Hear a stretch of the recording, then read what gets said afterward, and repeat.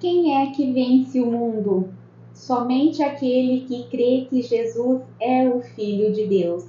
Esse vai ser um dos destaques do nosso vídeo de hoje, que vai falar da primeira carta de João, capítulo 5, e os capítulos de 42 a 44 do livro de Ezequiel. Sim, nós já estamos finalizando o livro de Ezequiel e hoje também é o último capítulo da primeira carta de João. Estamos avançando com o nosso projeto de leitura anual da Bíblia, que iniciou no dia 1º de janeiro de 2024 e vamos finalizar no dia 31 de dezembro deste ano ou mesmo antes, já que nós estamos adiantadas nas nossas leituras. Eu convido você a fazer parte desse time seleto, desse grupo de pessoas que decidiu conhecer a extensão da Bíblia, conhecer as histórias, os líderes, conhecer os profetas, conhecer os personagens bíblicos. A nossa intenção desde o início não era aprofundar, não era fazer uma imersão na Bíblia, mas sim conhecer o seu conteúdo de Gênesis a Apocalipse. E é isso que estamos cumprindo fielmente o propósito do início desse projeto. Hoje, então, capítulos de 42 a 44 do livro de Ezequiel. Vamos lá, todos os dias, de segunda a sexta-feira, eu quero dizer, às 19h30, eu estou ao vivo no meu Instagram, @mensagensisapenha, mensagens de vida, para fazermos encontros ao vivo, encontros nos quais você pode interagir por meio do chat, você pode mandar perguntas, você pode fazer conclusões, tirar conclusões e participar, compartilhar com todos os presentes.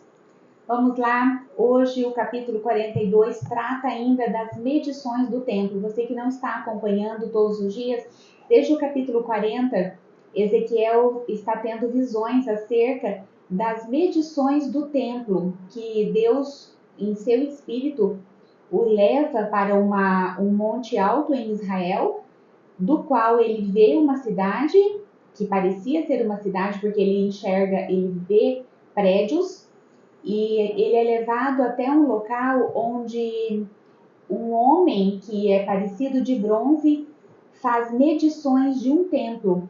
Ele mede as espessuras das paredes, ele mede qual seria a espessura das paredes, eu já falei, a altura, a largura das portas, a altura das portas. Esse templo aparentemente tem 3 andares, que é o andar térreo, o andar intermediário e o andar superior, que estão ligados por escadas, vários cômodos. Ali também Ezequiel vê a parte santíssima do templo. Tudo isso Deus pede que ele observe atentamente, porque ele vai precisar repetir para a nação de Israel. E aqui no capítulo 42, ele está tendo essa visão ainda, e nós vemos que ele fala assim, que esse homem mediu toda a área nos 4 lados. Em torno dela havia um muro de 250 metros de comprimento e 250 metros de largura para separar o santo do comum.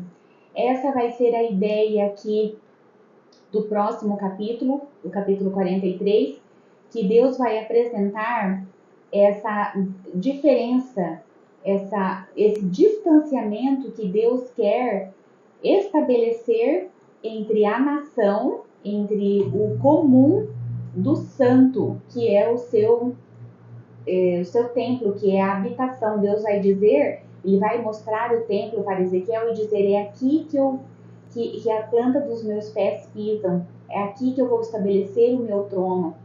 E Deus não queria que acontecesse mais como houve anteriormente, em que os reis construíram palácios muito perto do templo. Deus vai dizer que apenas uma parede separava a construção do templo das construções dos reis e que isso profanou o nome de Deus. Com essa especificação desse muro ao redor, do templo, do pátio externo que tinha do templo, da espessura das paredes, tudo isso Deus quer mostrar que o santo precisa ser separado do comum. Não há como eu participar, por exemplo, se nós trouxermos para o dia de hoje, eu ir participar de uma celebração, ir participar de um culto, ir participar de uma missa para as pessoas que participam na denominação católica, eu ir de qualquer jeito. Não tem como eu achar que só porque Deus não habita, nós vemos que em algumas passagens Deus vai dizer que Ele não habita em templos construídos por mãos humanas, mas a glória dele se manifesta lá. É o lugar em que nós vamos para oferecer culto a Deus, para o louvar, para glorificar o seu nome, para honrar o seu nome. Para isso, é necessário que eu tenha o discernimento ao me vestir, ao que eu vou falar lá dentro, como serão esses cantos, como serão essas músicas. Há músicas hoje cristãs combatidas de funk, combatidas de outras melodias, porém elas não são adequadas para a parte interna do templo, para o culto. Essa semana mesmo eu estava ouvindo um podcast em que o Felipe Azevedo estava dizendo que ele compõe músicas para a preferência dos jovens. Porém, ele mesmo disse que as músicas que ele compõe não são músicas para o culto, são músicas para tocar os jovens fora das áreas dos templos, por exemplo. Então, toda a liturgia que é selecionada para os cultos, para as celebrações, tudo tem nós temos me fugiu a palavra agora, intencionalidade de adoração, de glorificação, de honra, de louvor a Deus.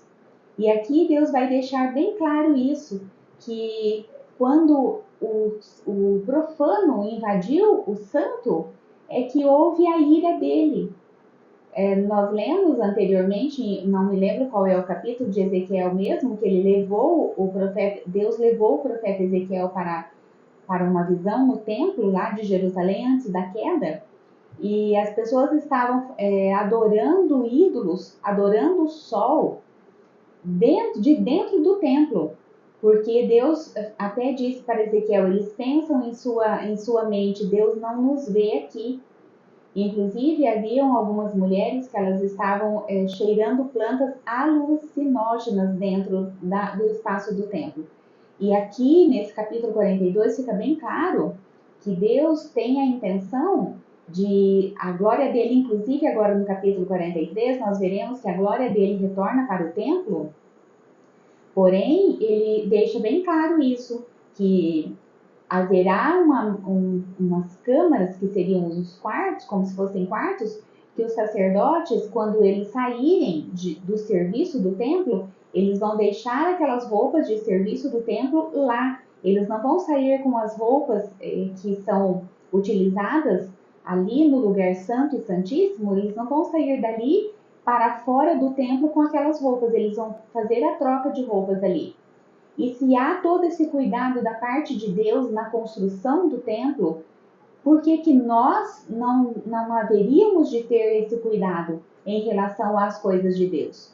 Eu venho falando nas minhas lives ao longo da semana que sim, Deus merece, Deus espera uma atitude de reverência no momento em que eu vou adorá-lo. Deus sim espera uma postura de reverência, de adoração, no momento em que eu quero ouvi-lo. Aqui, Ezequiel vai dizer que por várias vezes que ele se prostrou diante do Senhor para ouvir o que o Senhor tinha para dizer para ele. Quando eu vou falar com Deus, eu posso até estar falando com Deus enquanto eu estou caminhando, enquanto eu estou lavando uma louça, enquanto eu estou dirigindo, enquanto eu estou fazendo alguma outra atividade, porém Deus vai falar comigo no momento em que eu estiver em uma atitude de reverência. Ezequiel por várias vezes diz que ele se prostrou com o rosto em terra para que Deus falasse com ele, e o anjo, o querubim que estava com ele, o colocou de pé. De pé é uma atitude de reverência, prostrado é uma atitude de reverência. Agora eu sentado, ou eu pedalando, ou eu fazendo qualquer coisa, não é uma atitude de reverência. Pode ser até que eu fale com Deus, mas na minha concepção eu acredito que Deus vai falar comigo quando eu estiver em uma atitude que o honre, que eu glorifique, que o louve, que eu apresente, que eu determine, que eu, por aquela postura, que eu tenho temor por ele, que eu tenho temor pela presença dele. Então, no capítulo 42, nós vimos isso, que Deus ele queria que o seu templo, o seu santuário, ele tivesse um distanciamento do comum, que era o lugar santo, ele queria que tivesse um distanciamento do lugar comum. E o capítulo 43 é a glória de Deus vai retornar a esse templo.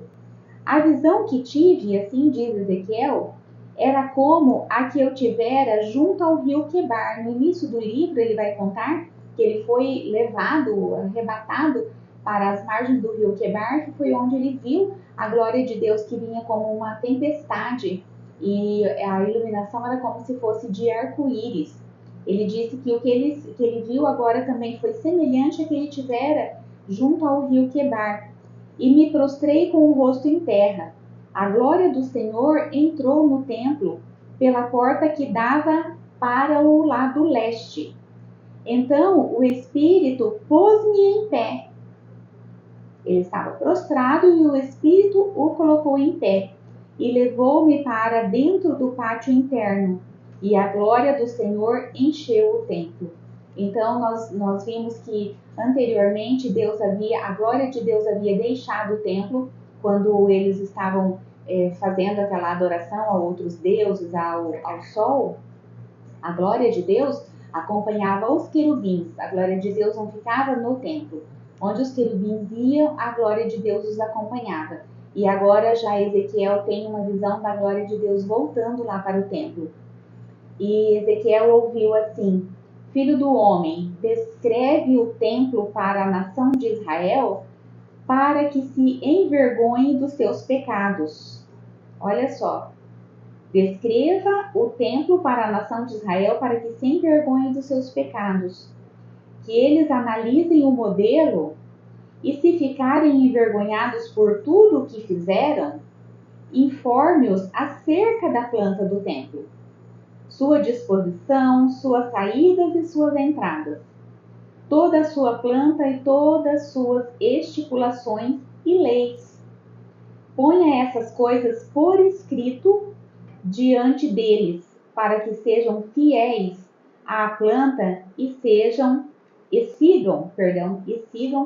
que eles sejam fiéis à planta e sigam suas estipulações. Aqui Deus deixa claro que essa planta seria para lembrar a nação de Israel que eles haviam cometido pecado dentro do próprio templo.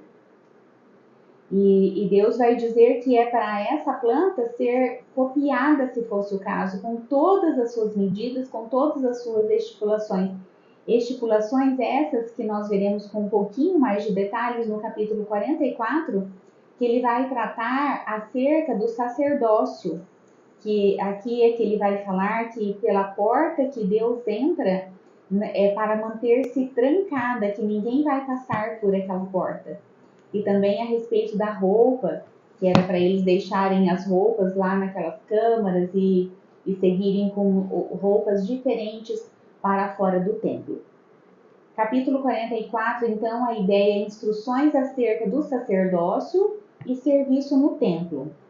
O Senhor me disse: esta porta deve permanecer trancada, não deverá ser aberta, ninguém poderá entrar por ela. Deve permanecer trancada porque o Senhor, o Deus de Israel, entrou por ela. Então havia uma das portas que somente Deus poderia passar por ela, que foi por onde a glória entrou no templo. Olhei e vi a glória do Senhor enchendo o templo do Senhor. e prostrei-me com o rosto em terra. O Senhor me disse: Filho do homem, preste atenção. Olhe e ouça atentamente tudo o que eu lhe disser acerca de todos os regulamentos relacionados com o templo do Senhor. Aqui ele vai fazer também uma descrição acerca de como os sacerdotes deveriam se comportar. Nós já vimos isso, se eu não me engano, em Levítico, que quando Deus vai fazer especificar o trabalho e como seria a vida dos sacerdotes, que ele faz a divisão de como as tribos iriam se subdividir. Ele vai dizer aqui que os sacerdotes não podem se casar com viúvas que não sejam viúvas de sacerdotes, que eles só podem casar com mulheres virgens. Também ele vai dizer aqui que os sacerdotes anteriores, eles permitiram ou eles quase que incentivaram o pecado da nação de Israel, porque eles foram coniventes com as práticas pecaminosas no território, bem como dentro do templo. E aqui ele vai deixar praticamente como uma especificação que somente os descendentes de Zadok seriam a família que se manteve fiel a Deus, somente eles poderiam servir no templo. Palavra do soberano Senhor: só eles entrarão em meu santuário e se aproximarão da minha mesa para ministrar diante de mim e realizar o meu serviço. Então, as demais famílias da tribo levítica, Deus não os queriam mais ali. Somente esses descendentes de Zadok.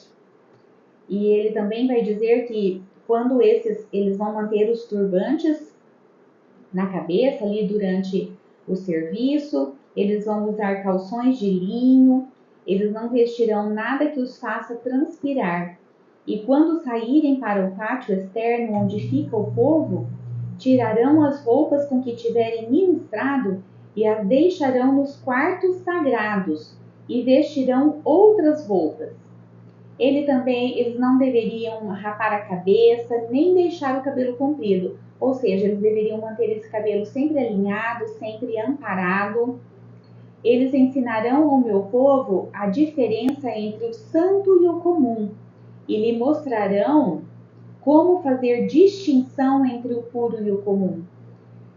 Deus queria que novamente esses sacerdotes, descendentes de Zadok, ministrassem ao povo, porque ele vai dizer que os outros sacerdotes anteriores, eles haviam permitido que o povo pecasse. O sacerdote não se contaminará por aproximar-se do cadáver de alguém.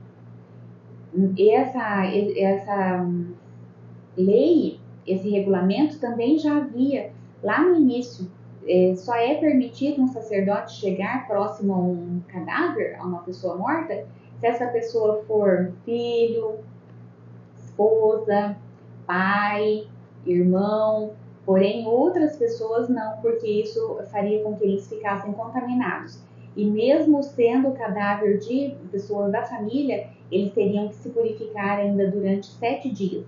E Deus também vai falar acerca de eles não terem uma herança de terras em Israel, que a única herança é o próprio Senhor. Eu serei a única herança dada aos sacerdotes. Vocês não lhe darão propriedade alguma em Israel. Eu serei a sua herança. Não é incrível imaginar que nós somos herdeiros do Senhor, que por herança, quem é que vai trocar a Deus como herança por uma fazenda, por milhares de dólares que seja? Eu não trocaria. Eu preferia servir no templo do Senhor, eu preferia estar sempre na presença do Senhor, vislumbrar a sua glória, receber essas instruções a ter uma herança terrena.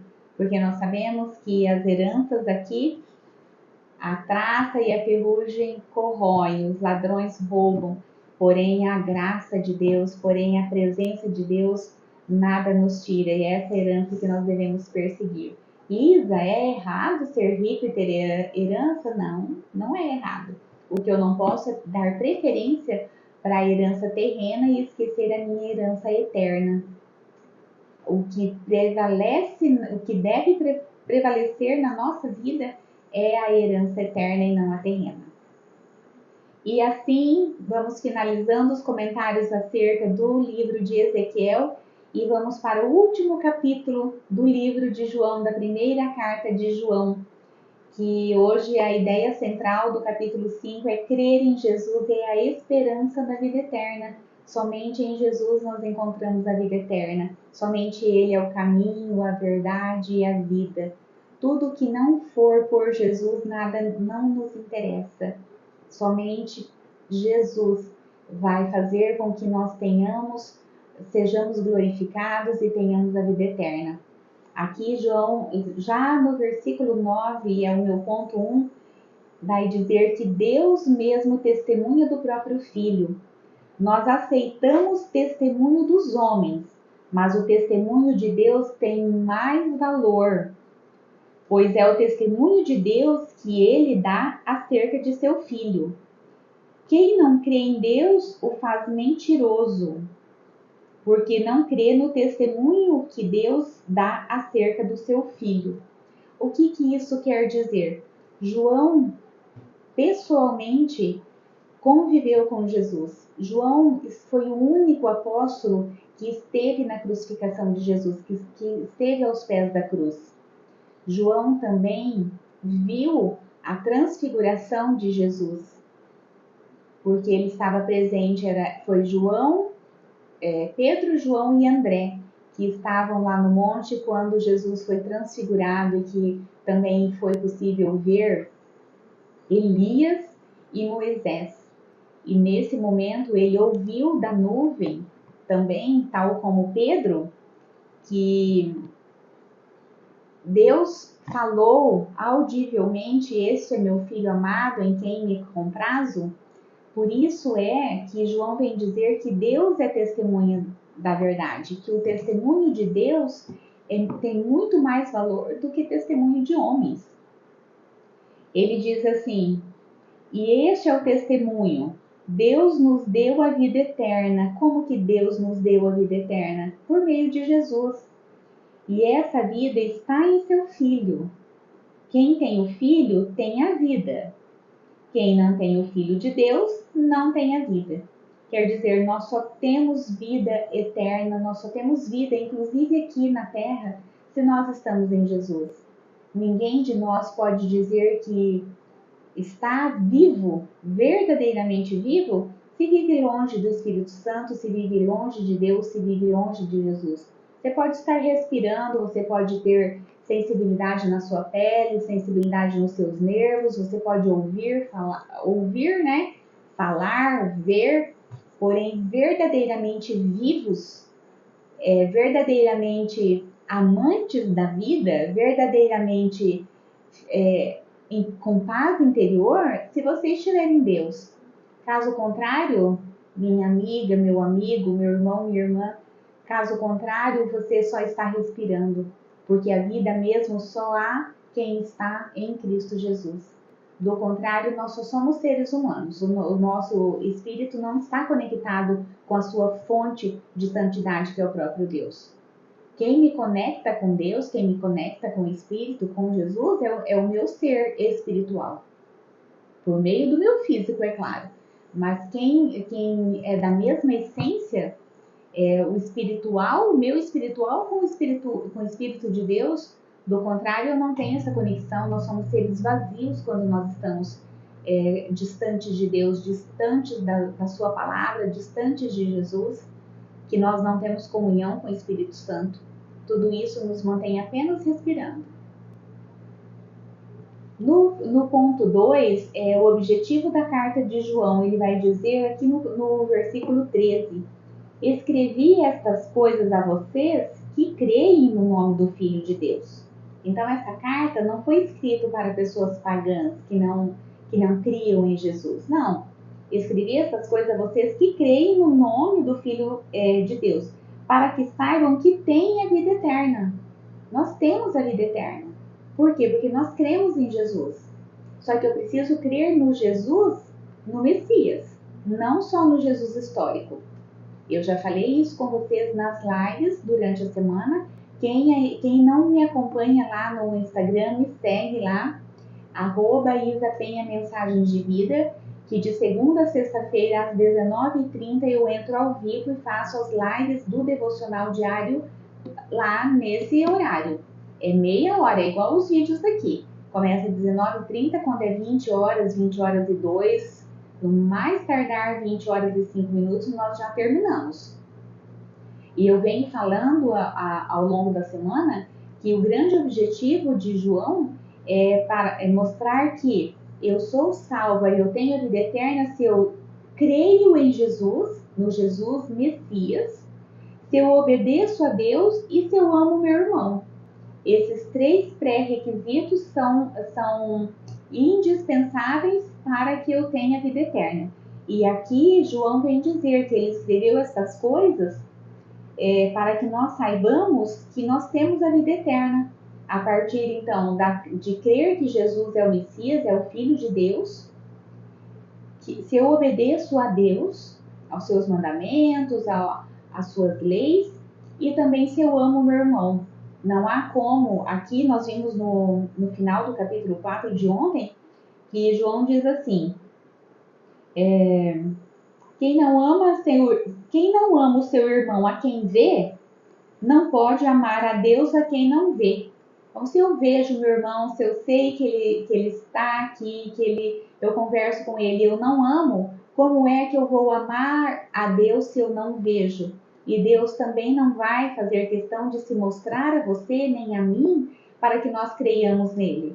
Não vai fazer como Tomé, que precisou tocar nas feridas de Jesus para acreditar que ele era o Filho de Deus, que ele havia sim ressuscitado. Deus não está se importando com isso. Ele não vai se revelar a você visivelmente, porque ele diz aqui que Deus escolheu não se revelar a nós. Por quê? Justamente para que que o ser humano não caísse na tentação de fazer uma imagem dele. E sempre que eu faço uma imagem, eu não tenho a percepção da grandiosidade de Deus, da imensidão de Deus, da santidade de Deus para representar em uma escultura, em uma imagem desenhada. Por isso que Deus não se permite ver. E quando foi Moisés que pediu para ver a Deus, e ele falou, eu vou colocar você na fenda de uma rocha e eu vou passar e você vai me ver de costas, porque a minha face ninguém vê e permanece vivo. Então, Deus não vai fazer questão de se mostrar a você. E é o que João vem dizer aqui, que se eu não amo meu irmão a quem eu vejo, eu também não vou amar a Deus a quem eu não vejo.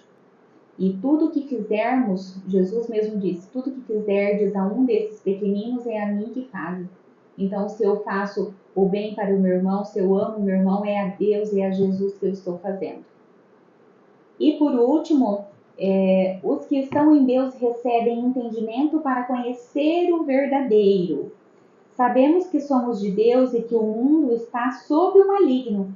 Então, quem já está em Deus tem a percepção de que o mundo está caído no pecado. Que quem domina esse mundo, o sistema do mundo, é o próprio inimigo. Nós podemos ver ali por tantas notícias, eu nem fico me ligando muito nisso, mas famílias destruídas, pessoas se matando no trânsito, tudo desestruturado. Nós sabemos que esse sistema quem está dominando é o maligno.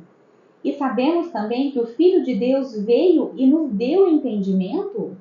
Jesus veio e nos deu entendimento para que conheçamos aquele que é o verdadeiro. Então, nós temos entendimento daquilo e daquele que é verdadeiro somente em Jesus. Somente em Jesus nós podemos, se eu conheço, eu também venho falando isso ao longo da semana, se eu conheço o que é verdadeiro, eu sei discernir também o que é falso. E eu vou saber o que é falso conhecendo o verdadeiro. É muito mais fácil eu conhecer o falso sabendo o que é verdadeiro do que eu estudar tudo o que é falso para eu discernir o que é falso. Não, se eu conheço a verdade por meio da palavra, se eu conheço a Jesus, que é a verdade, o caminho e a vida, eu vou saber o que é falso. E eu sei o que é verdadeiro por saber, por conhecer a Deus, por saber e conhecer a Jesus pelo entendimento que Ele nos deu. E diferente do que for de Jesus, do que for de Deus, do que for do Espírito Santo, nada nos interessa. Tudo é fora da verdade, tudo é do maligno, tudo é sistema deste mundo. Assim finalizamos esse vídeo e eu convido você a assistir o próximo vídeo, que teremos a sequência desse conteúdo. E se você também achou esse conteúdo relevante, curta, compartilhe, comente aqui, que a plataforma, o algoritmo do YouTube vai entender que esse conteúdo é relevante e vai entregar para mais pessoas. Um beijo e até o próximo vídeo. Tchau!